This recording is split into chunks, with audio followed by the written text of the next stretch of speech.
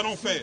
Des fois, nous utilisons certains opérateurs pour la paix des enseignants, comme Caritas, mais Caritas pose aussi beaucoup de problèmes. L'accès est difficile. Pour une petite prime de 30-40 000 francs, on doit mettre ça à la banque. Pourquoi? Et puis, ces épreuves-là, je dois l'avouer, ça touche également au social. Tous ceux qui surveillent là, ils se retrouvent un soir avec 30 000, 40 000, 70 000 francs. Ce n'est pas 500 $ comme on l'a annoncé par les médias de la haine. 70 000, 40 000, 30 000, mais quelqu'un peut prendre sa bière, il peut s'acheter un poulet et manger. Ça touche également au social. J'ai dit, comme ça s'est toujours fait dans les années antérieures, cet argent-là sera donné à la main. Alinguetti me dit il faut donner ça dans les banques. Même si vous envoyez cet argent dans les comptes des IPP, dans les 58 provinces éducationnelles. Mais les banques ont des instructions, il y a des plafonds.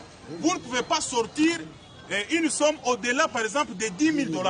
Comment vous allez servir tous les intervenants? Et puis c'est une prime ponctuelle. Celui qui a surveillé dans cette édition ne surveillera pas nécessairement l'édition qui suit. Alors on ne doit pas ouvrir un compte pour ça.